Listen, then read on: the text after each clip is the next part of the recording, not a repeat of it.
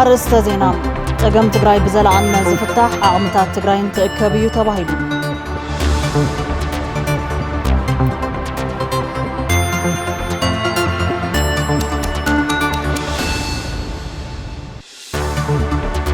أب كتما عد قرات تابع أساسون سنسرعات معقاخ تساليتهم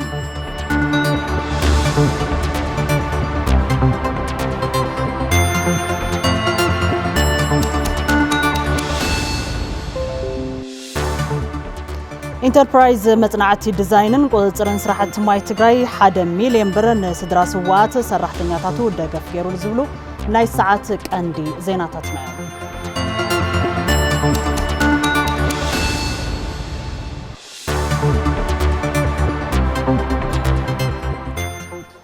سلام دعنا هبلنا خبركم تملكتنا على تو زينات حزنا لكم قربنا لنا يورساليم قبر مدن بمداي ملكت قانقوا دما سلامون هايلو حبيرناكم لنا فلما بحصرت زيناتاتنا خنفلم الوام قبر كيدان تقصليا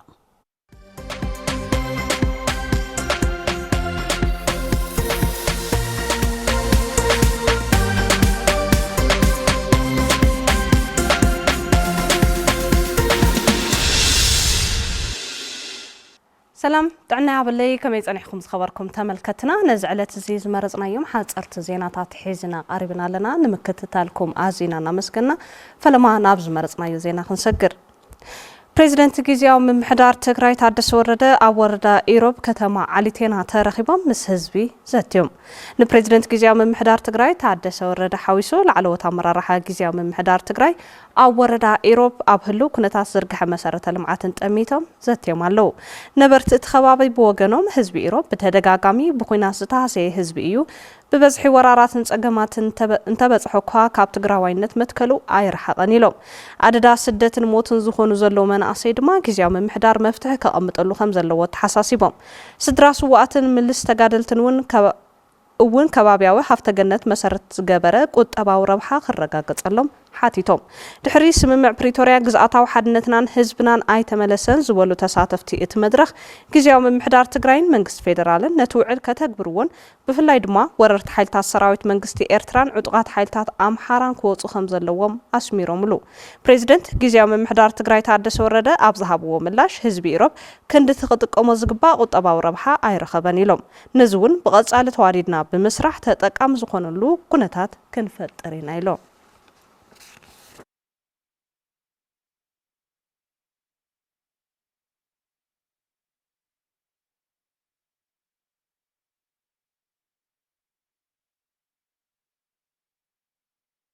مجلس بيرو قدات كوميونيكيشن تግራይ بريزيدنت ታደሰ ወረደ መንግስት ፌደራል ንዳግማይ ኩናት ይዳለሉ ኢሎም ተባሂሉ ዝተዘርገሐ ሓበሬታ ካብ ሓቂ ዝረሓቐ ምዃኑ ቢሮ ጉዳያት ኮሙኒኬሽን ትግራይ ገሊጹ አዲስ አድማስ መስከረም 14 2018 ዓመተ ምህረት ኣብ ፌስቡክ ገጹ ኣብ ዝዘርግሖ ሓበሬታ ፕሬዝደንት ታደሰ ወረደ መስከረም 13 2018 ዓመተ ምህረት ምስ ሓላፊ ትካት ስደተኛታት ዓለም ኣብ ኢትዮጵያ ኣብ ቤት ጽሕፈቶም ኣብ ዝተዘራረብሉ እዋን መንግስት ፌደራል ካልኣይ ዙር ኩናት ንምኽፋት ይዳለሎ ከም ዘሎ ምዝራቦምን ቢሮ ጉዳያት ኮሙኒኬሽን ትግራይ ከም ዝጸብጸቦን መግላጹ ይዝከር ነዚ ተኸቲሎም ከዓ ዝተፈላለዩ ሚድያታትን ተመሳሳሊ ዜና ከም ዝሰርሑ ምዕዛቡ ቢሮ ጉዳያት ኮሙኒኬሽን ትግራይ ኣብ ዘውፅኦ መግለጺ ኣመላኺቱሎ ይኹን እምበር ፕሬዝደንት ታደሰ ወረደ ምስ ሓላፊ ትካት ስደተኛታት ዓለም ኣብ ኢትዮጵያ ኣብ አቢቲዮ ወይን ኣብ ዝተዘራረብሉ እዋን ፕሬዝደንት ታደሰ መንግስቲ ፌደራል ንዳግማይ ኩናት ይዳለሎ ዝብል ሓሳብ ከም ዘይገለጹ ቢሮ ጉዳያት ኮሙኒኬሽን ትግራይ እውን እዚ ካብ ሓቂ ዝረሓቐ ከም ዝኾነ ሓቢሩሎ አዲስ አድማስ ዝተባሃለ ትካል ነቲ ብጉጉይ ኣገባብ ዝዘርግሖ ሓበሬታ ሓቂ ከም ዘይኮነ መስተኻኸሊ ክገብረሉ ድማ ጸዊዑ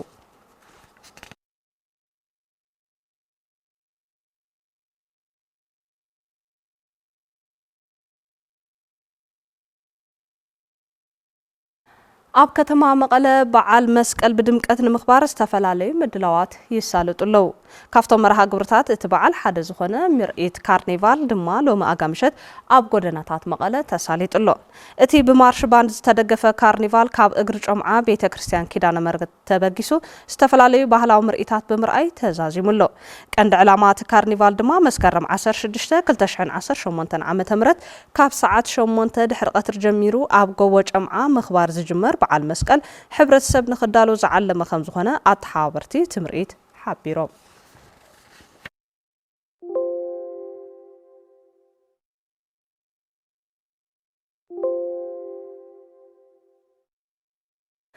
መግለጺ ሰናይ ትምኒት ትእምት ትካል እግሪ ምትካል ትግራይ ትእምት ብምኽንያት በዓል መስቀል 2018 ዓመተ ምህረት ንሰራሕተኛታትን መላእ ህዝቢ ትግራይን እንኳዕ ኣብጽሐኩም መልእኽቲ ኣሕሊፉ እቲ ትካል ብሰንኪ ጆኖሳይዳዊ ኩናት ትግራይ ልዕሊ 120 ቢልዮን ዶላር ምኽሳሩን ነዚ ተጻዊሩ ኣብ ስራሕ ከም ዘሎ ብምግላጽ ይኹን እምበር ብዝነበረ ዘይትካላዊ ኣሰራርሓ ጸገማት ምንባሮም ኣዘኻኺሩ እቲ ትካል ነቶም ጸገማት ምፍታሕ መበል ሻውዓይ ህጹጽ ጉባኤ ብምክያድ ዝወሰኑ ውሳነታት ብ13 መስከረም 2018 ዓመተ ምህረት ብቢሮ ፍትሒ ክልል ትግራይ ሕጋዊ ኣፍልጦ ከም ዝተወሃቦን ከም ዝጸደቐሉን ገሊጹ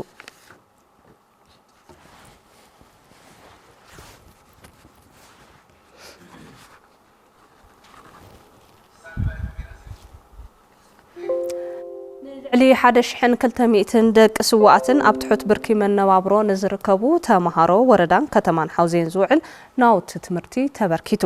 ጽላል ማሕበር ልምዓት ሓውዜን ኣብ ውሽጢ ዓድን ኣብ ደገን ካብ ዝርከቡ ተወለድቲ ፈተውትን ደገፍትን ልምዓት ሓውዜን ብዝተረኸበ ልዕሊ 432,000 ብር ወጻኢ ዝተዓደገ ናውቲ ትምህርቲ ንልዕሊ 1200 ደቂ ስዋኣትን ኣብ ትሑት ብርኪ መነባብሮ ንዝርከቡ ተማሃሮ ሓገዝ ገይራ ሓገዝ ተገበረሎም ስድራ ስዋኣት ብወገኖም ብሰንኪ ሕፅረት ናውቲ ትምህርቲ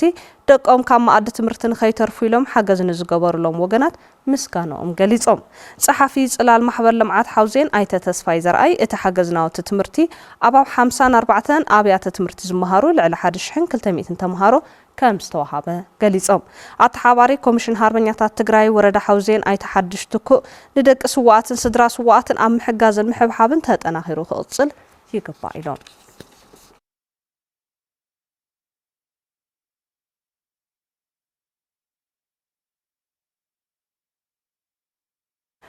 ትካል ገባር ሰናይ ዓለም ለኻዊ ሉተራን ፋውንዴሽን ኣብ ዞባ ምብራቕ ትግራይ ብልዕሊ 43 ሚልዮን ብር ወጻእ መነባብሮ ሕብረተሰብ ኣብ ምምሕያሽ ትኹረት ገይሩ ይሰርሕ ከም ዘሎ ሓቢሩ እዚ ዝተገለጸ በቲ ትካል ደገፍ ምሩጽ ዘርኢ ተገይርሎም ኣብ ወረዳ ጻዕዳ እምባ ጣብያ ማርያም ዓጋመት ናይ ዝርከቡ ወገናት ዝባጽሑ ዝራእቲ ኣብ ዝተገበረ ዑደት እዩ ነበርቲ ጣብያ ማርያም ዓጋመት ብሰንኪ ኩናት ኣብ ዝኸፍአ ኩነታት ከም ዝርከቡን እቲ ትካል ዝገበረሎም ቀረብ ዘርኢ ድማ እቶቶም ንምምሕያሽ ከም ዝሕግዞም ገሊጾም ኣተሓባሪ ትካል ገባር ሰናይ ዓለም ለኻዊ ሉተራን ፋውንዴሽን ፈር ዞባ ምብራቕ ትግራይ ኣይተጎይቶኦም በርሀ እቲ ትካል ኣብ ወረዳታት ጻዕዳ እምባ ስብሓ ሳዕስዕን ኣጽብን ብልዕሊ 43 ሚልዮን ብር ወጻኢ ኣብ ቀረብ ዝራእቲ እታወታት ሕርሻ ሃፍቲ እንስሳን ቀረብ ቀጥታዊ ደገፍ እናገበረ ከም ዝርከብ ኣረዲኦም ይብል ጉዳያት ኮሙኒኬሽን ዞባ ምብራቕ ትግራይ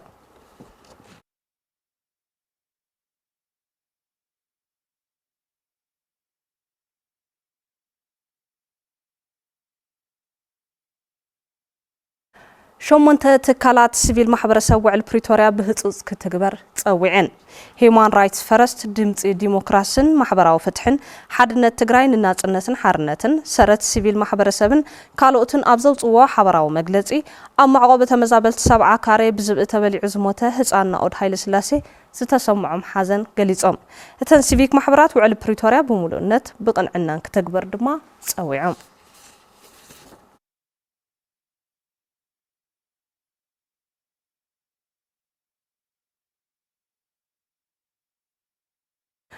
ممحدار كتما شرن راسلاسة لعلى 9.5 مليون بر وصاء بمقبار زعدقو اخلين تمزابلت زوبا معراب تقراين ستتقمون دقف جيرو اتم ممحدار لعلي خلت تشحن 100 كنتال علبو بمعداك ن4 تشحن 199 تمزابلت زوبا معراب ستتقمو نبرت كتما شرن راسلاسة نزدرقو نبرتي وردا لعلو تصلمتن تمزابلت تحتاي اديابون حجز كمز قبر قليصو حجز تقبر لو وقنا دمان ممحدار كتما شرن راسلاسة أمسكينهم الله كنتيبا كتما شرن راسلاسة أيتا قبر مدهن يوحنس اتن تمزابلتز تقبر حاجز مقصلتان أيتن العلي حموش تعمتات كقبر زمت أدقف كم زخونا قليزم كم تصاب ملس أبادي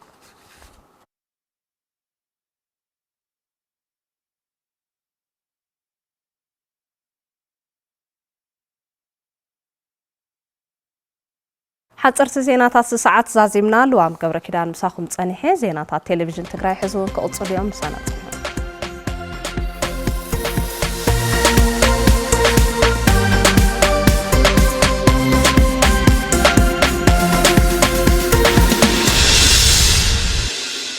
بزرزرنا بزحزنايم ጉዳያት እንትንሰግር በሰንክ ወረርት ኃይልታት ካብ መረበቶም ዝተመዛበሉ ወገናት ክምለሱን ግዛታዊ ሓድነት ትግራይ ክረጋገጽን ዝተበተነ ዓቕሚ ህዝቢ ትግራይ ክእከብ ከም ዝግባእ ተገሊጹም እዚ ዝተገለጸ ብሕብረት ማሕበራት ሲቪል ማሕበረሰብ ትግራይን መድረክ ተኣካላትን መድረክ ዘተ ኣብ ዝተሳለጠሉ እዋን እዩ ነቲ መድረክ መሳርሕትና ገብረ እግዚአብሔር ገዳሙ ተኸታቲልዎ ኣሎ بحبرات محبرات سبيل محبرسب تجري ذات مدرك تأكلات نحدنتن هنس السلامن بزيل مرح حسم مدرخ هنس السلامن حدنتن سسالة خينم اتمدرخ أب حدنتن سلامن مبرخ حبرا ومتأن نمزتايز علم مدرخ كم زخنم أفز أميسر حبرات محبرات سبيل محبرسب تجري دكتوري كألول لجليسام إذا متخاب زي لمدو على طرح يكونن مورالون تاريخون قديتاي أو زلنا نمزرب ترايون يكونن انت هنا نمسمع مسترر حقتات مقتام أب حادنت سلام كبرن حوار مزعان داقماين محسابي أوشتنا زولو عميق بوليتيكاو مبرتتان كيلالنا بزعبا هنس السلام كنزارب أين خلانينا أو زخونا ديمقراسيا وهواهو نايسنا حساب في الليات بحريا وخوون كله أبانا بزوحيقن ناتنا خونتاتنا رأي زي في الليات زي بزوح زي نابزي متأممان حدنتنا مزرق عمتاتنا موحد تغيير من رأسنا استنهتت جزاتا وحدنتنا كنملس كنعنا كبرن تجرينا كنعقب النخيل بحوار بمسرح الترحيل وحلو بريتيريان متكبار تمازابلتن كملسو جزاء تجري كراجتن كالوس أجمعات نكفتحن فلما حدنت متنخر حوافي منجست كل مجبارن عقم تجارم كاب كم زادلن تساتفت مدرخ جليسهم لو مريت تجري مبلاس زخون يكون بوليتيكا ودوي يكون سيك محور يكون بل حزب تجري كفر عليه اللوز يقبع لتوي إلى يوصل بهراو زيتا غيركا عقم تجري أكيبكا حقافاي منجست خلونا خجبر خلله سلازي وعلي بريتاريان ختجبر عقم تجري أكيبكا ظاهر تدحنا له من قد خنفتر خينك على سلنا حدا خويننا حدا حساب حزنا حدنتنا خنتنا خريج بقنا حدا خوينا حدا قال خوينا سلامن نايسب موت هيوتن نترف يقبلنا حدنت كمت تخوينو قنزا حزب تجري ناخلنا قنزا كونن يو الى امن حدنت نفتر منتاي دخا منتاي تفنقل غغزانا سدنا زبي دقسن يمالالس يزلو سلانا هنا حسبو سلا حزب تجري نتچكون حسبو سلاناتكم نحن حيت غوروزي من نحن حناتكم ما واقع يغفلنا له منجستي عقمي منجستون أمون قبول كونلو زدرادر كونلو ناي بريتوريا سممعنت زفتسم كونلو دبلوماسي زسرح كونلو أزيخ قبرتو خوينو حقواف خوينو قبولن أمونن كونن TDF ناي كله منا ناي تحنتي نادي تقرأينا مالتي نادي تقرأ نتقرأ تطويل الناس حنتي قرقاد إنا تغيرنا أبتي بحبرات محبرات سيفيل محبرسب تجري أبهنس السلام الحادنتنا ملكيتو استدالو مدرخ نتقال الحساب ذهبو أبات عمبرهن يرجع جبرك زابيرن مفتحات تجري بعتوب مسرح يستفلا على حسابات كم عدل بمتقام نس أجامات مفتح كنت كملهم يجبايلهم تجري كب نفس وقفنا انت يا تدلي هذي تمالا يبلغون صباح يبلغون هذي هيك أقنوك هذا بزلنا يكونات انت يا تجري تدلي خصوص نجر قصر حاده زي صعب نجر قصر خلته ننوح جزازة دلي قصر سلستيلنا نحز إتا خصوص نجر تزاجن نجر يلونان تفنا غلتي كملسن تخوينهم هلوان كخونا اللوام موتانو كايمل تحسانو كايملسن نبكر ساي أتوان قتلوهم برزبئي جين تقبلوه أي ملسن أي شمباني أمرتو زي تقبر حسان ناقط إتنا وحيس تدربيهم زتسدد أسكرينا أبسودان ترخمونا يملسون من تزيك ملسون تخوينو زملكتو أقل كله يملكتنا بفلا زملكتو أقل نزوم سبات وحسن نزل ومقاقبا التحاخما التحلال وايد اليوم كن فترة ندلل لنا هم سيفيل سوسايتي أو لخونا لتقرأ يتأكم تواهيلو أو لله على حسابس تلي تبعس ناس تلي تتعرف ناس تلي تفرارج ناس نما يتقلمو للبلس أتاي نقبر نوسهدين عن بلنا زي آيات حانت عباي علامانا እዚ ድማ ኣብ ምድላው በዓል መስቀል ዝጥምት ዜና ኢና ክንርኢ ምድላዋት በዓል መስቀል ትግራይ ኣብ ዓጋመ ብልዑል ድምቀት እናቐጸለ እዩ ኣብ መላእ ትግራይ ብልዑል ድምቀት ዝኽበር በዓል መስቀል ኣብ ዓጋመ ድማ ልዑል ሃይማኖታዊ ስርዓቱን ፍሉይ ባህላዊ ትውፊቱን ዓቂቡ እናተኸበረ እዩ ዝርከብ ከም መቐጸልታ ናይ ስነ ስርዓት ምዕኳኹን ምቑራሕ ሰብን እንስሳን ኣብ ከተማ ዓዲግራት ጣብያ ሳሱን ቤተ ሓዋርያት አቦታት ሃይማኖት ላዕሎት አመራርሓ ትግራይ ዓበይቲ ዓዲ ዓጋመን ካልኦት አጋይሽን ኣብ ዝተረኸብሉ ተሳሊጦሎም ኣብ ከተማ ዓዲግራት ትርከብ መሳርሕትና ዮርዳኖስ ገብረስላሴ ስዕብፀብጻብ ሊኢኻትልና ኣላ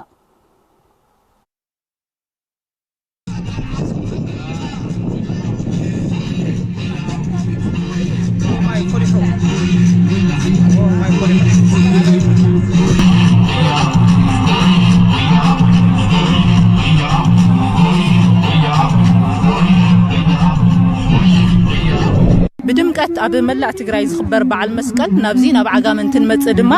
ልዑል ዝኾነ ሃይማኖታዊ ክብርታቱን ባህላዊ ትውፊታቱን ዓቂቡ ኢና ንረኽቦ ከም መቐጸልታ ናይዚ ድማ ስነ ስርዓት ምዕኳኽን ምቑራሕን ሰብን እንስሳታትን ንምስላት ኣብ ከተማ ዓዲግራት ጣብያ ሳሱን ቤተ ሓዋርያት ቁሸት ሄሊ ኢና ንርከብ ላዕሎት አመራርሓ ዞባ ምብራቕ ትግራይ ዓበይቲ ዓዲ ኢሉ እውን መራሕቲ ሃይማኖት ኣብ ዝተረኸብሉ ድማ እዚ ስነ ስርዓት እዚ ንምፍጻም ኣብ ምድላው ኢና ንርከብ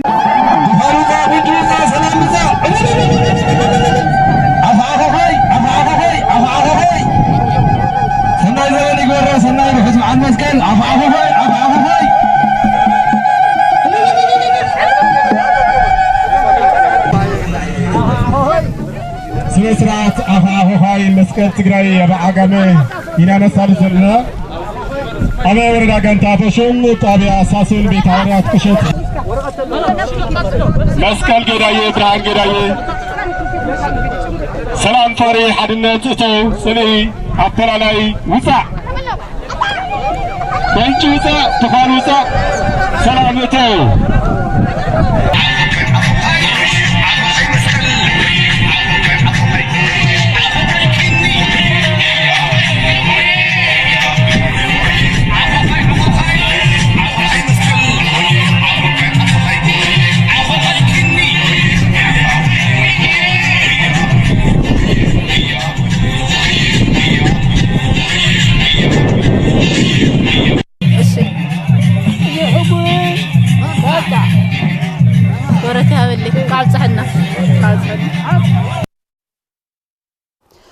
ምልክት ብርሃንን ብሩህ ተስፋን ዝኾነ በዓል መስቀል እንትነኽብር ህዝብና የጋጥምዎ ካብ ዘሎ ዝተፈላለዩ ፈተናታት ወፂኡ ተመዛበልትና ናብ መረበቶም ክምለሱን ሰላምን ሓድነትን ትግራይ ክድልድልን ብሓባር እንወፍረሉ ኢሎም ኣብ ስነ ስርዓት ምዕኳኽ ዝረኸብናዮም ነበርቲ ዓበይቲ ዓዲ ከተማ ዓዲግራትን ካብ ዝተፈላለዩ ክፍላት ዓለም ዝመጹ ዲያስፖራ ተጋሩን ሕዚ እውን መሳርሕትና ዮርዳኖስ ገብረስላሴ ኣዘራሪባቶም ኣላ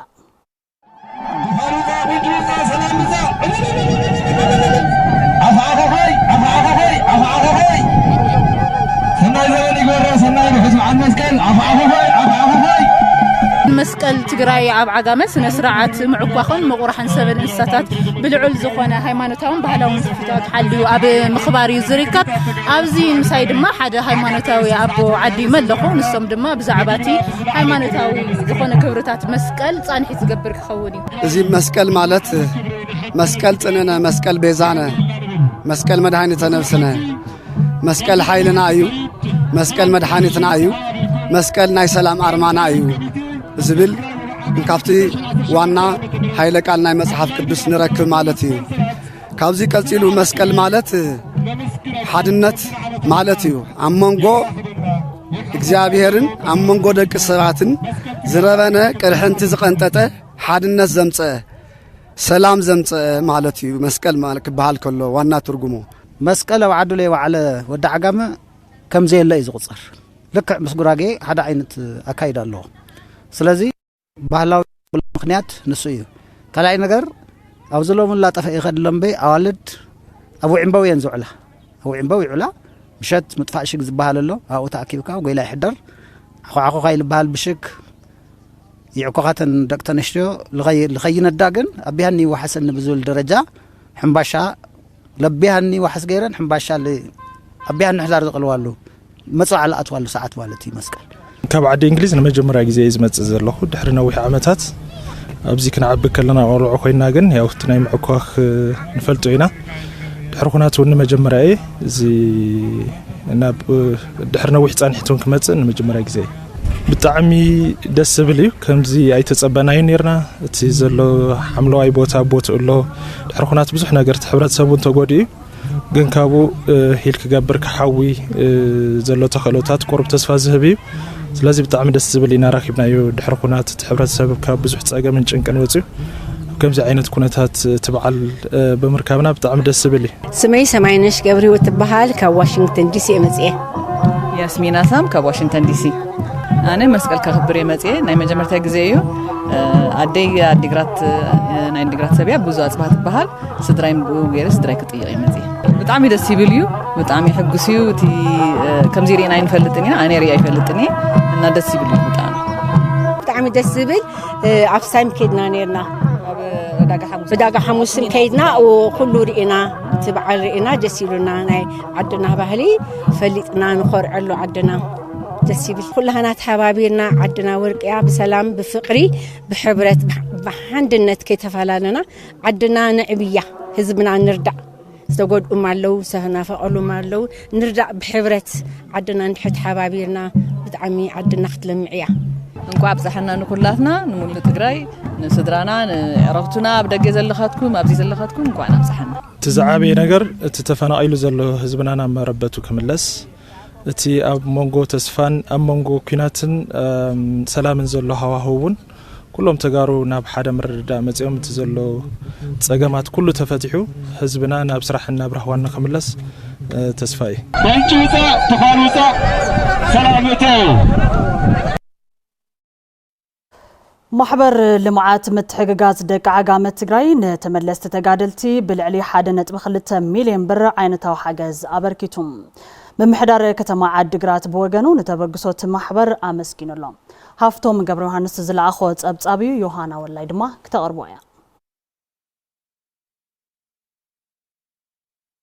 محبر متحقاز دق عقامة تقراي نملس تقادلت عاد دقرات بالعلي حدا نتوكل 10 مليون بر وزعب مقبار استفلاليو عينت سرحتي بحاجز أبركيتم عدو منبر محبر متحقاز دق عقامة تقراي ويزارو تيوان قبر ميكائيل نسالسان كلتن من الاستقادلتي ساريحهم نابرو نخمرحو أب استفلالي عودة سرحتي نخنطفو بحاجز كم استبركتا قليتان اتمسرح بوتا كرم سلسة ورحي جزياو من محدار تقراي نحربينيات يدو زمدو 5 خونن حزي دما ناب قلقالوت كم زعتون أردين سالسان كلتن زاخلو من الاستقادلت أحواتنا ناي سرح فترة مزجاو شدشتا أب كونتينرات عرساتهم كيلوم نخنق أساقسو شدشتا خعا أبزات ريواز اللهم أب ناي جرين إيريا بوتا توهيبنا أبزيا بستفلالي بتوسنة ملكع سرح نخجمرو عرسهم نخلون كموها عسرة أب ناي فساسي سامونا ناي كدان طواف شمعة كلها بركينا زحازة خعا عسرة زاخلو تقادلتنا خعا ياو أمرتي ركبو مالتي كنتيبا كتما عدقرات أي ترد أي قبرز قابهر اتمحبر زوصلو توقسو بممسقان مس أقروة مريتن كالوت حتوتات انتتحاحيزو زلع الحتو قدام النت كم زوهاوم أفليتو محبر متحققاز دك عقامة نزوصلكم توقسو كاو لبي إنانا مسقن بزوخا ألنا يلكع نتخونتات زين مدقاف ندحريت ينبلن تتقمت تعدل زخونو من الاستقادلت بوغنم استقورلهم حجز أدل سراح كم مفتقر بتوساخي نحويت لبوناون حجز أيلهم عويا حجزو نحنا ياو تقودينا مورالنا كي قدا حسابنا انت نخين نخون أمزيلهم بمتحوارهم نمسكن ندلي سوسنا سريحياتي منفسي كبل كلهم بتعم مورال لني يا بتعمي تصبوق أنا بعقمي يسرح له تريوا لهم لكاغتن دكانات يسرح له تمسكن أملاخ قد مخلص العين أي أمر عرفت فتير لي ما بالك عليك أنا كابزم زمص بصوتي كابزم تسوون لعل قد أثر لهم بصوتي أنا حيش دول تزهونكو مالت ما خلي قد أثر لين تزهونكو نعم بخالق توصح حاجات الحق برا لهم منجزتي نسرح انكفاتها بزخون قديات مفتح كهب دما تصويعهم خبركم تملكتنا أب مدلاو بعل مسكال تأميتو بزرزر زيناتاتنا تخاتتلنا تانيحنا حزد ما بقطتا مدلاو بعل مسكال أب عقامة كتما عدقرات نتايز مسل مسارحتنا هافتوم قبر يوهانس أب قطتا مسمرنا عايز ركب هافتوم تمدلاو تايز مسل زلك حبريتاون خد قطل تخليها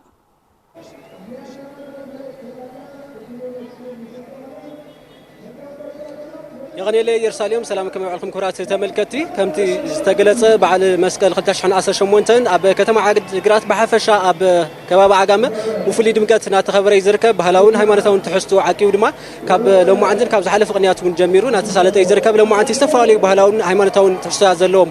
كنوانيتات ناتخناونو علم يوم بفلي دما مس معكاخون عقوين تاساسيرو بفلي استخبر بعد نيرو لو عندي مرحتا هيمانوت استفالي مرحا زوان خالوت زملكتهم اكلات نسرخهم بنات نيرو كابوش تعدين وصانا جايش تولتي عقامن كابي عندما بصفحات ناتو يمزركو حزي بسنه سرعات اخو ول تساتفوا له كنتات نيرمو زبعالتي نا سلام نا تسفا ناي بروح مسا كون دما سنايت منيتهم ناغلص صنيحهم يوم كاب سنه سرعات اخو بتوساخ دما فيستيفال باهلي عقامه زسالاتل نيرو بفلاي فيستيفال بيتسبناتو هله زفلت مالتيو كم زفلت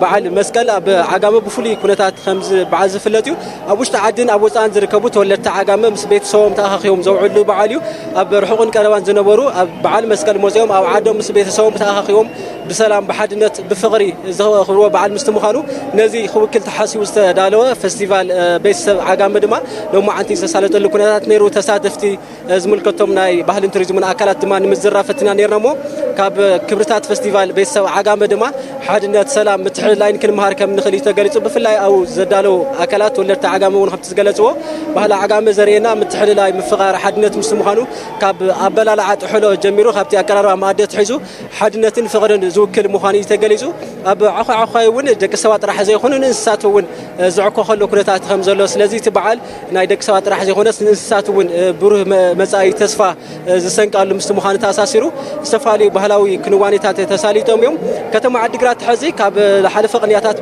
بلصه بزياده دميقايا تركب بركز ولو اغايش وش تعدن وصانا بكتما عدقرات ببزحيناتو يمزركو استفالي مدلاوات دما بانغولو اب وداناتات تا كتما دما لتبعال دمقت توهايلهم استحسوا استفالي توفيتات نتبهال زغلصو بمحاورسو كوني خير بمنغستاو اكلات بستفالي تكالات ناتسالتو يمزركو سلازي بعل مسكل اب عقامه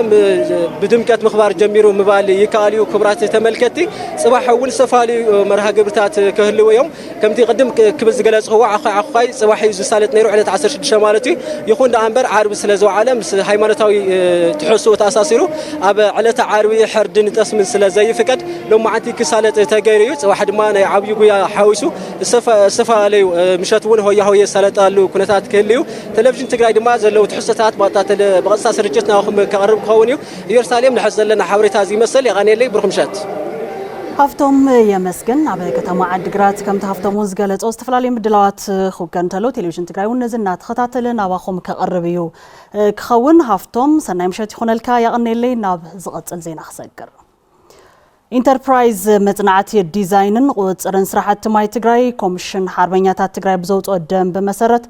ማህበራዊ ሓላፍነቱን ንምውጻእ 1 ሚሊዮን ብር ንስድራ ስዋዕት ሰራሕተኛታቱ ደገፍ ገይሮሎም መርሃው ተስፋይ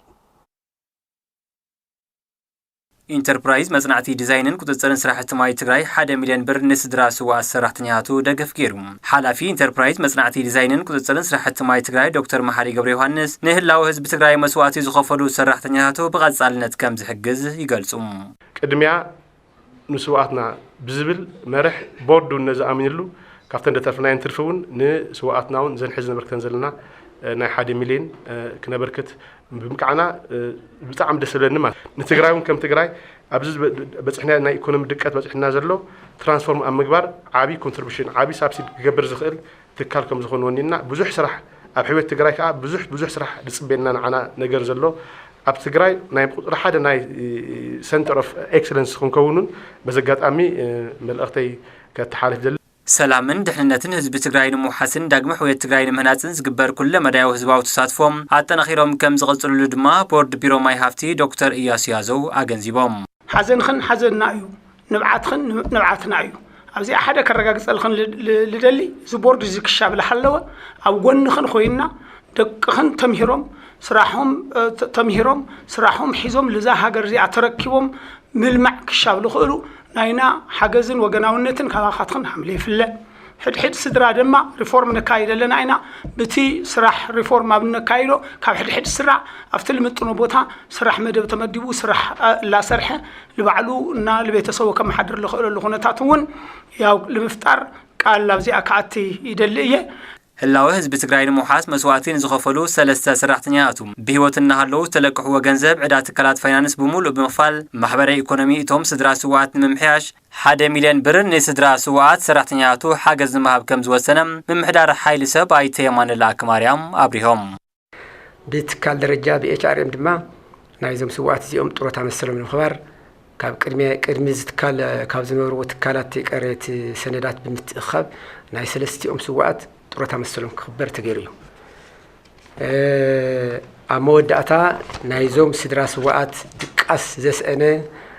ልቓሕ ነይርዎ መብደደቢት ገዛ ይሰርሑ ነይሮም ከም ሃገሮም ነዚ ድማ ኣመራርሓ ቦርድ ትካልና ፀገም ግምት እትዩ ነዚ ዕዳ ናይዞም ስድራ ስዋዓት ሙሉእ ክፈልን ተወሳኸውን ንመጣያሽኦም ዝኸውን 1 ሚልዮን ብር ብምጽዳቕ ያው ናብ ምንቅስቃስ ተጀሚሩ ደቂ ስዋዓት ሳን ሓጋዚ ኣብ ዝኸፍአ ናብራ ንኸይነብሩ መንግስታውን ዘይመንግስታውን ኣብያት ዕዮም በታ ዝርከበን ሓገዝቲ ክኾና ከም ዝግባእ ድማ ሓላፊ ማይን ኢነርጂን ኣይተ ተኽላይ ገብረ መድህን ገሊፆም ናይ መንግስቲ ሰራሕተኛ ጥራሕ ለይኾነስ ሓረስታይ እውን ከተማታይ እውን ኣብ ዝኾነ ክፋል ማሕበረሰብ ዝተሰውአና ስውእ ብምክንያት ጆኖሳይድ እዚ ኩሉ በብዓቕሙ በብኸባቢኡ ከምዚ ኣገይሩ ተተቐቢልዎም ስድራ ስዋዓትና ያው ክኸብሩ እዮም ኩሉ በብኸባቢኡ ዛሰናይ ተወጉሰ እዚኣ ሒዙ ወሲዱ ኣብ ቁሸቱ ኣብ ጣቢኡ ኣብ ወረድኡ ደቂ ስዋዓት ክንሕብሕበለና ኢሉ ክሰርሕ ዝኽእሉ ኩነታት ክፈጥር ኣለዎ ኢለ ይኣምን ተሓገዝቲ ወገናት ንዝተገበረለን ድጋፍ ድሕሪ ምምስጋን ብዘላቒ ፀገማት ስድራ ስዋዓትን ዓቕመ ደካማታትን ንምፍታሕ መንግስቲ ጠመተ ሂቡ ክሰርሐሉ ተላብየን ንስድራ ስውእ 1 ሚልዮን ብምብጃት ካብቲ ድቃስ ዝኸልአና ዕዳ ሓደ ንሱ ገላጊሎምና ኣለዉ ካብኡ ከዓ እቶም ሰራሕተኛታት ካብ ደሞዞም 1% ብምቑራፅ ወወርሒ ኣታዊ ዝኾን ቅርሺ ኣሎ ካብ ልቢ ኢና ንምስግን ንኻልኦት እውን መርኣያ ክኾኑ ዞም ትካል እዚኣቶም 1 ሚልዮን በጅቱ ዘለና ናይ ድሌት ልቓሕ ክሽፈን ካብኡ ከዓ ዝተረፈን ሰለስቲና ተኻፊልና ንዝኾነ መጣየሺ ክኾኖም ኢሉ زي سلال حسبنا بتاعنا المسكين يعني يدنا نحن ኤጀንሲ መራኸብቲ ሓፋሽ ትግራይ ካብ 7 ዘዋታት 7 ደቂ ስዋዓት ብምቕባል ካብ ሳልሳይ ክፍሊ ክሳብ 12 ክፍሊ ንምምሃር ከም ዝወሰነ ዝፍለጥ እዩ ዜና ሓደ ሰዓት በቀጥታ ኣብ ምክትታል ትርከቡ ሕዝውን ዜናታትና ቀጽልትዮም ጸብጻባት ቢዝነስ ኢና ክነቅርብ ሃፍት ገብሮ ድሕር ዝሓጻር መሰጋገሪ ክቀጽል እዩ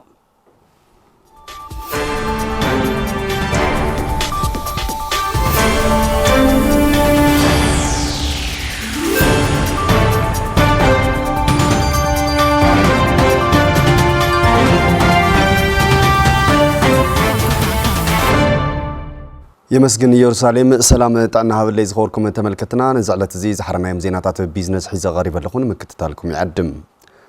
بانك وجاجن مس أكسيون محبر سرعة نقد جزانا بفاينانسن تكنولوجيا حبير كان مسرح زخلهم السنة اسم معنا تفراريمهم نسب سب تعدل دانيو تسفاي تعدسة كم ساب كاربوي بانك وجاجن مس أكسيون محبر سرعة نقد جزانا اسم معنا حبير كم مسرح تفراريمهم اتسنر سممعنات عدل لقح بممتشاو حاور كاب مسرح حاور كان معوايز علمه كم زخونه دايركتور بانك وغاغن رجن سمين اي تافتم غور غزافر غليصوم ابز حلف عامت كساب 2.5 بليون كبابي ذهبنا له لقح بتግራይ ነይሩ ابز عامت زون بلقح يكون بخلوت زرفتات دغاف بانك وغاغن تداديو يركب مستفلالي تكالات حبير كان يسرح له عدلاتنا فترنا صنيحنا هنا نايز مقصلتاون مس غزانا سرحت نقدي بحنسا انسر له عدل لما عنتي فتيرنا وحزو لجزيات بحنسا سريحنا كلتينا نعبي له عدلنا نفتر زلنا عكايد سرح محبراكسين سرحت نقدي غزانا ايتم وراتهم هدرام اتسم معنات بفاينانس تكنولوجي عقم من مركز يحجز كم زخونه وريهم غزانا طلال سرحت نقدي اكسيون محبر اب حمشته وانا عودات سرحت تخرط غير يسرح مالتون اب زفر قلقالوت اب هنصه تابعيتن انصت منقدن اب مفريانت عود حرشان هافتنستان اب قربت شقطا شقطن ناوتل مالتي امونغو غزانان بانك وغاغنن زغبر ناي سرح وعل ناي فاينانس عقم يركبلو مالتيو اتخلاي تكنولوجي ناي تكنولوجي حاجز يركبلو كالوتن تربحتي ክገብሩና ዝኽእሉ ነገራት ስለ ዘለዉ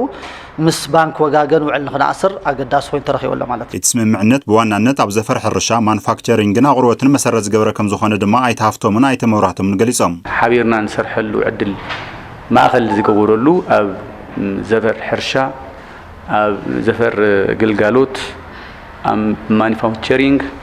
ከምኡ ድማ ኣብ ኣቕርቦት ሸቐጣ ሸቐጥ ዓሚል ከመይ ጌርካ ትሕዞ ሕሳብ ከመይ ጌርካ ትሕዝ ልክዕ ሰራሕተኛናትና ክስልጥን እንተሎ ወይ ከዓ ስልጠና ክልየና እንተሎ ምስኣቶም ሓዊስና እንሰልጥነሉ ዕድል ፈጥሪና ባዕልና እጃም ክነውፈለና ብዝብል ገዛና ኣካዳሚ ዓዲሽ እንዳሃን ቅርንጫፍ ልዕሊ 10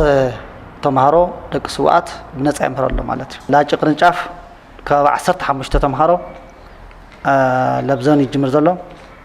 ብናይ ነፃ ናይ ትምህርቲ ዕድል ሂብና ኣለና ማለት እዩ። ኣብ ትግራይ ዘለዉ ቁጠባዊ ፀገማት ዝፍትሑ ሓቢርካ ብምስራሕ ከም ዝኾነ ድማ ኣብቲ እዋን ተሓቢሩ ዝኸበርኩም ተመልከትና ሓዚ ድማ ኩነታት ሽርፍ ወፃእ ዘርኢ ሰደቓ ንክትከታተሉ ክእንግደኩም ሰላም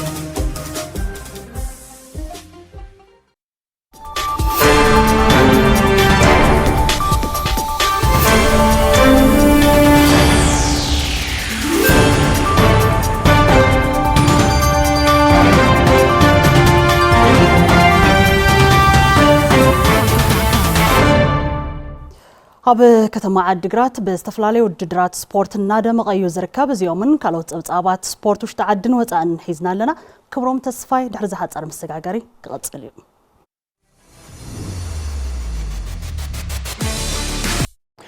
የመስገን ኢየሩሳሌም ደህና ጽኔኹም ዝኸበርኩም ተመልከትና በዓል መስቀል ምክንያት ምግባር ዝካየዱ ዘሎ ስፖርት ውድድራትን ካልኦት ናይ ውሽጢ ዓድና ወፃእን ፀብፃባት ስፖርት ዝሓዘ ንሰዓት ሒዝና ቀሪብና ንምክታልኩም ቀዲመ ዘመስገን ክብሮም ተስፋይ በዓል መስቀል ዓጋሚ ምክንያት ምግባር ዝተፈላለዩ ውድድራት ስፖርት ኣብ ከተማ ዓዲግራት ኣብ ምክያድም ዝርከቡ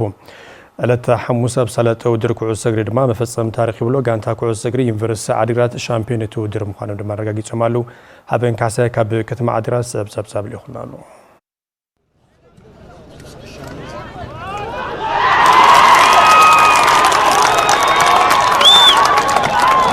ኣብ መንጎ 18 ጋንታታት ክካየድ ዝቐነየ ግጥማት ኩዕሶ እግሪ ዋንጫ መስቀል ዓጋመ ብሉፃት ተፃወቲ ኩዕሶ እግሪ ዝተረኣየሉን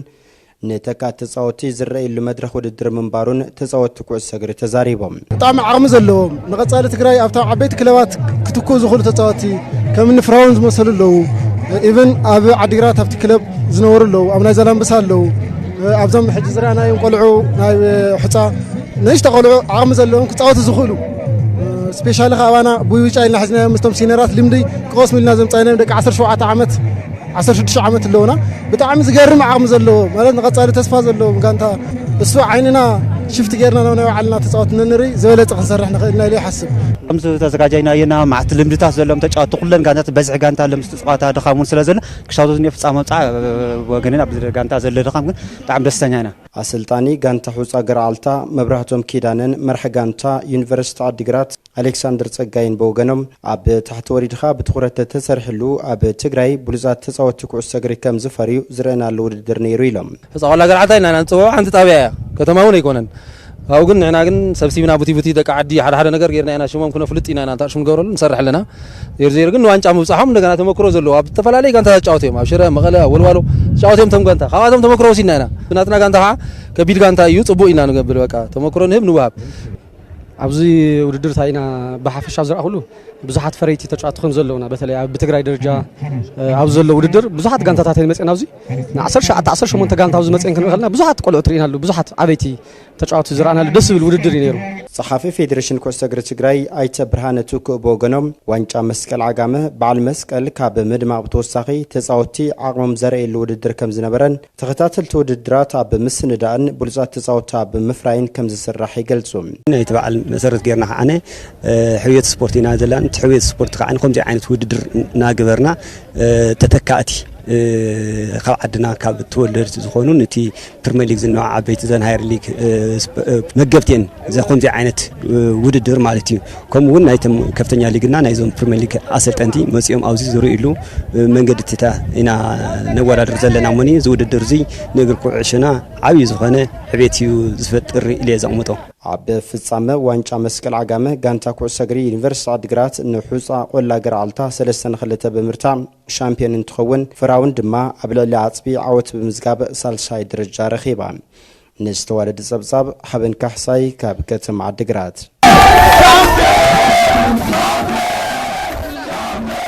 ተጋሩ ተቃደምቲ ብሽክለታ ሳትፍሉ ዘሎ ሻምፒዮና ብሽክለታ ዓለም ኣብ ሩዋንዳ ከተማ ኪጋሊ ምስላት ይዝርከብ ኣብ ውድድር ሳትፎ ዘሎ ተቃደምቲ ብቪድዮ ምስ ቴሌቪዥን ትግራይ ካብ ኪጋሊ ኣብ ዝገብሮ ጸንሐት ዛጊድ ዘመዝገቡ ውፅኢት ብምዕቃብ ኣብ ቀጸልቲ ውድድራት ዝበለጸ ውፅኢት ንምዝጋብ ከም ዝሰርዮም ተዛሪቦም ከም ሰብ ቀርብ እዩ ተጋሩ ተቃደምቲ ብሽክለታ ብደቂ ተባዕትዮ ብዛይ ተስፉ ተኽለ ጸጋይ ገብረ መድህን ገብረ ዝጋቢርን ሰመረ ወልዳይን ብደቂ ኣንስትዮ ድማ የራሃፍቱ ራይል ታመነ ብርሃን ፍቓዱ ሰርካለም ታየን ሃገራዊት ጋንታ ብሽክለታ ኢትዮጵያ ጽጌ ካሕሳይ ድማ ሕብረት ብሽክለታ ዓለም ብምካል ኣብ አፍሪካ ንፈልማ ግዜ ኣብ ሩዋንዳ ኪጋሊ ይካየድ ኣብ ዘሎ ሻምፒዮና ብሽክለታ ዓለም 2025 ኣብ ምሳፍ ዝርከቡ ኮይኖም እዛጊድ ብደረጃ አፍሪካ ጁኒየር ደቂ ኣንስትዮ ጽጌ ካሕሳይ ቀዳመይቲ ራይል ታመነ ራብዓይቲ ብሕውስዋስ ክልቲኡ ጾታ ድማ ኢትዮጵያ ካብ አፍሪካ ቀዳመይቲ ኮይና ዛዘመትሎም ውፅኢት ተጸራሕቲ እዮም She did a training camp in Brittany with the World Cycling Centre, came to see the Tour de France this year, and Tadej Pogacar gave her flowers. ኣብቲ ውድድር ሳተፋ ዘለዋ ተቃደምቲ ካብ ሩዋንዳ ብቪድዮ ምስ ቴሌቪዥን ትግራይ ኣብ ዘካየዶ ጸንሐት ኣብቲ ንፈለማ ግዜ ኣብ እግሪ አፍሪካ ዝካየድ ዘሎ ሻምፒዮና ብሽክለታ ዓለም ዘመዝገበው ሰባባ ውፅኢት ተጠናኺረን ከም ዝቕጽሉ ይገልጻ ኢትዮጵያ ብሄራዊ ወኪል ዓለም ሻምፒዮና ልምጫት ኣብ ሩዋንዳ ይርከብ ዝለለ ውፅኢት ጽቡቕ እዩ ህምባኣና ለቐጻለ ሓልፍ ውፅኢት ነምጽኢና لحشة وتيت كم نمتيلنا نحسب هذا قد صار الجبر رودريس لا كساتفي أو لحشة وتيت كم نمتيل تسفاي كبرون الهجرات كانت إثيوبيا كلا مجمرة كيسة رواندا لكايلو عالم شامبيونا باش يصير حمشتي يساتف له قد صار له درللا كازونا الحشة وتيت مثلنا نازك درت ودادرنا ያው ውድድር ጥሩ ውጤት አስመዝግበናል ኣብቲ ውድድር ጽቡቕ ውጽኢት ኣመዝጊብና ኢና ኣብ ዝተረፉ ውድድራት እውን ዝሕሸ ውጽኢት ንምምዝጋብ ዝከኣለና ክንገብር ኢና ጥሩ አመርቂ ውጤት ለማምጣት የምንችለውን ሁሉ እናደርጋለን ተቀዳምቲ ብሽክለታ ብዛዩ ተስፉ ተኽለ ጸጋይ ገብረ መድህን ገብረ ዝጋቢር ብወገኖም ኣብቲ ዓለም ለኻዊ ውድድር ምስታፎም ዝሓሸ ልምዲ ንምርካብ ከም ዝኸኣሎም ይምዛረቡ ለሳል ውጤት ለመጀመሪያ ጊዜና ምስትምዃኑ ብጣዕሚ ጽቡቕ ውጤት ኢና ንሓስብ ኣና ጽቡቕ እዩ ወርልድ ሻምፒዮን ኪጋሊ ሩዋንዳ ኣብ ምስታፍ ይርከብ ያው እና ጽቡቕ ዝግጅት ገይረ ደሳሊ ጨዋታና ደሳሊ ውድድር እዩ ዝነበረ ውድድር ሓሪፍ ውፅኢት እዩ ለመጀመሪያ ጊዜ ስለ ዝኾነ ትምህርቲ ውፅኢቱ ሰዓቱ ሓሪፍ እዩ Team Uganda was 14-14 and Ethiopia go into the lead. Very interesting. So ኣብ ሻምፒዮና ብሽክለታ ዓለም ሩዋንዳ ኪጋሊ ዛጊድ ሰመዝገበ ዝናድ ውፅኢት በብግዚኡ ብተኸታታሊ ኣብ ትግራይ ዝካየዱ ዝነበሩ ውድድራት ኣበርክቶም ልዕሊ ምዃኑ ዝገለጹ ኣሰልጠንቲ ሃገራዊት ጋንታ ብሽክሌታ ኢትዮጵያ ተኸሰት ጥላሁንን መሓደዱርን ኣብ ሜዳ ውድድራት እውን ዝሓሸ ውፅኢት ንምዝጋብ ምድላዎም ይገልጹ ያው ዝካየድ ዘሎ ውድድር ንዓለም ሻምፒዮና ብጣዕሚ ጽቡቕ ውፅኢት እናተመዝገበ ኢለ ኣሎ ኣብ ምንታይ ደረጃ ከም ዘለና ተዓዲ ውሽጢ ንወዳደሮ እንታይ ውፅኢት ከም ዘለዎ ዓለም ደረጃ ያው ዘርኢ ስለ ዝኾነ ጽቡቕ ውድድር ዝሓልፍ ዘሎ ብፍላይ እንደገና ያው እቶም ቆልዒትና ናይ መንገዲ ተወዳደርቲ ስለ ዝኾኑ ኣብ ዝሓሸ ሰዓት ወይ እንደገና ዝሓሸ ደረጃ ክመጽእ ኢለ ተስፋ ግብር ብሮድ ዘሎ ድማ ኩሉ ካታጎሪ ካብ ጁኒየር ክሳብ አንደር 23 ዘሎ ይሳተፍና በመዳይ ማለት ነው ስለዚህ ነዚ አቢልና ድማ ጽቡቅ ሞራልን ጽቡቅ ተስፋን ሒዝና ኢና ንከድ ዘለና Good job. They're going to be significantly faster than the team of Uganda. Here they come then into the finish line and they ጋንታት መቀለ 70 እንደርታ ወልዋሎ ዩኒቨርሲቲ ዓድራትን ሽረ ምድረ ገነትን ሳተፋሉ ግጥማት ፕሪሚየር ሊግ ኢትዮጵያ ድድል ምድብ 2018 ዕላው ኮይኑ እቲ ሊግ ኣብ 2018 ኣብ ክልተ ምድብ ተመዲቡ ግጥማት ከሳለጥ ኣብ ምድብ ሓደ ጋንታት መቀለ 70 እንደርታ ወልዋሎ ዩኒቨርሲቲ ዓድግራት ሽረ ምድረ ገነት ፋሲል መቻል ድሬዳዋ ወላይታ ሲዳማ ኢትዮጵያ ንግድ ባንክ ሐዋሳ ኣብ ምድብ ክልተ ድማ ጋንታት ነገሌ አርሲ ኢትዮጵያ ቡና ኢትዮ ኤሌክትሪክ ባህርዳር አዳማ ሸገር ኢትዮጵያ ምድን ሀዲያ ሆሳዕና ከተማ አርባ ምንጭን ቅዱስ ጊዮርጊስን ተመዲበን ኣለዋ ጥቅምት 8 2018 ኣብ ጅምር ግጥማት ፕሪሚየር ኢትዮጵያ በፈላማይ ሰሙን ጋንታ ትግራይ ወልዋሎ ዩኒቨርሲቲ ዓድግራት ምስ ሲዳማ ቡና ሽረ ምድረ ገነት ድማ ምስ መቀለ 70 እንደርታ ክራኸበን ሓምሻ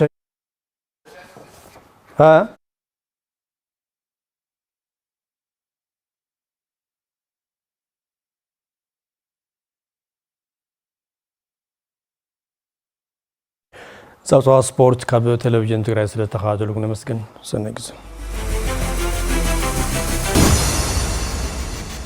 ዕለታዊ ዜናታትና እዚኦም ነይሮም ኢየሩሳሌም ገብረመድህን ብመዳይ ምልክት ቋንቋ ድማ ሰለሞን ኃይሉ ምስ መላስ ሶሞያ ስቱዲዮ ሓቢርናኩም ጸኒሕና ሰላም